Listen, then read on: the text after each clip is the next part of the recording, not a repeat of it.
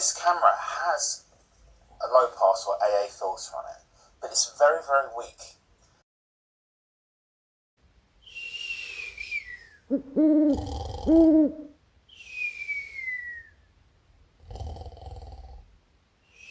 No, 5D,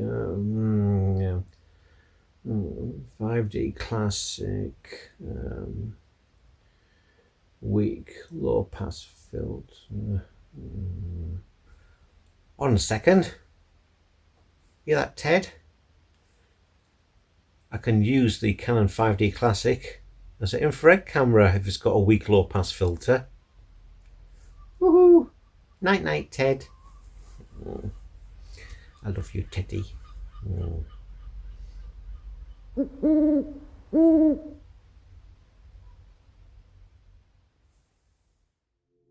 I'm here to do another infrared test. I'm testing the Canon Classic, 5D Classic, or the Mark 1 against the Mark 2 and the phone. So there we go, there's the phone. And here we have a stills photo from the phone in Pinko Vision.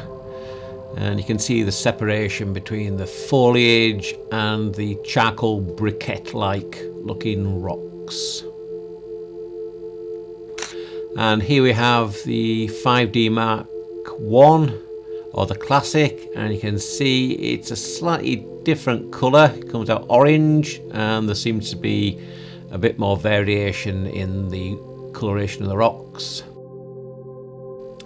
The 5D Mark 2 just gives a different rendition. It just acts as a very, very deep neutral density red filter, and there's very little separation between the rocks and the foliage.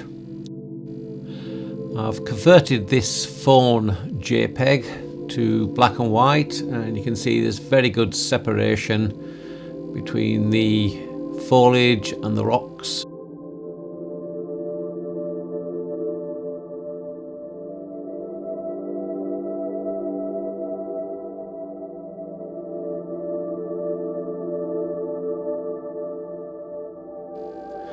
And on the Canon Classic or the 5D Mark 1, you've got some separation between the rocks and the foliage, which is not as good as the phone, but this hasn't been converted to infrared, so you won't get the same results as a pure infrared camera. Here's the Canon 5D Mark 2. And because it's got a very, very good low pass filter, there is practically no infrared information coming through, so it's just acting as a very deep red filter with lots of neutral density, hence the blurry motion. Test on this scene as well. Can't get closer because I can't be bothered, and I got a sore foot.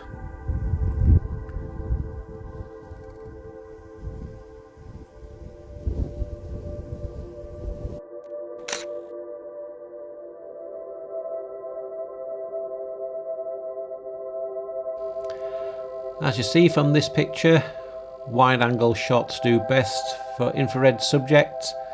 As you can see, there's a greater difference in the tonality in the sky than it is if you're sort of zoomed in, as you'll see on the next picture. So always shoot wide angle if you can. And here we have a frame from the Canon Classic or the 5D Mark 1. I use 100mm lens on this just because the filter fitted the lens and it was easier to do, to swap over. As you can see, because I zoomed in onto the horizon, you got little separation between the clouds and the actual blue sky itself.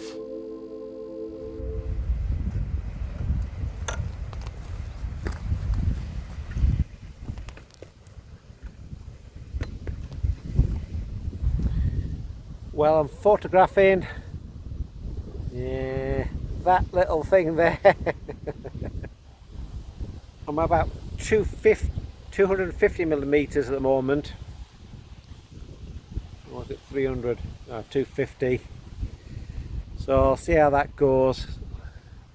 So I've got to take this off and put this in front. Oh, you damn. That's it. Don't kick the tripod. No, it's alright, it's moved.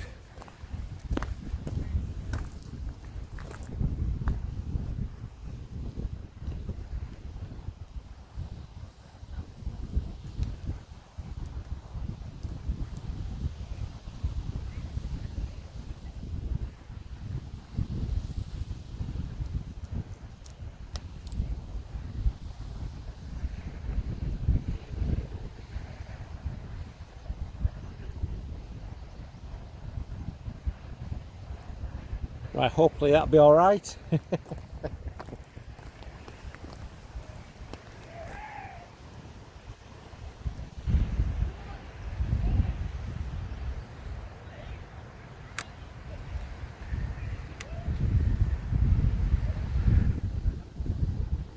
I'm scared it'll fall off.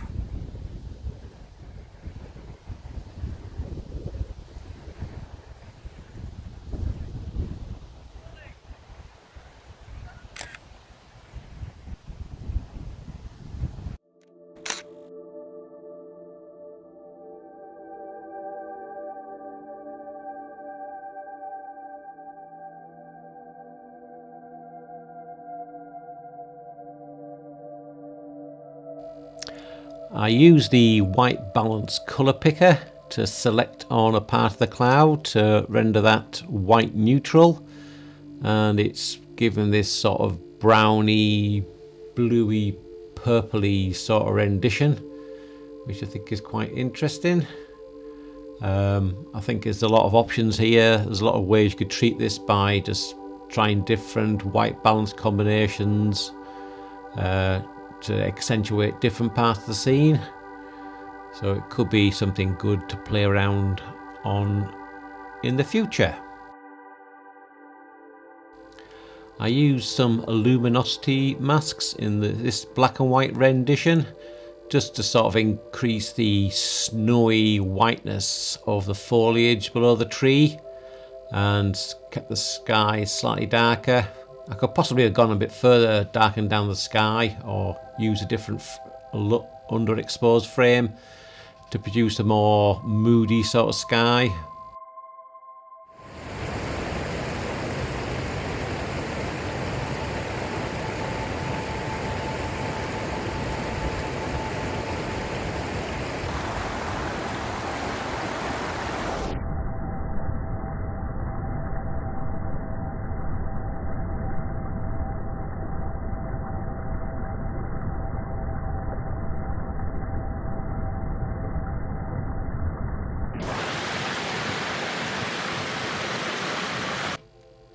It was a bit windy, but I decided to work with it.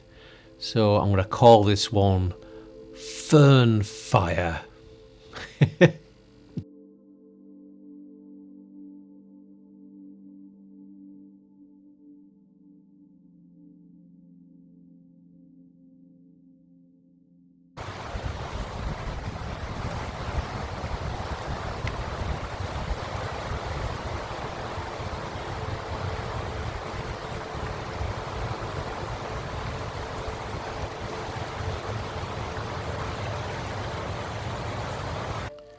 Well, I couldn't get any height on this to separate the tree from the background using the brighter bracken.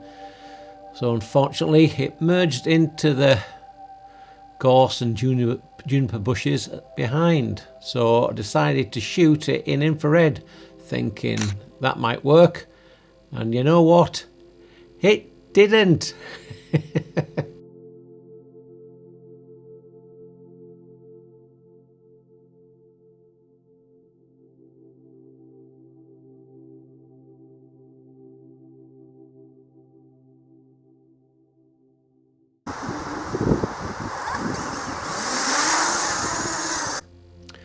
Well, I decided to end this video with some nice relaxing drone footage and music.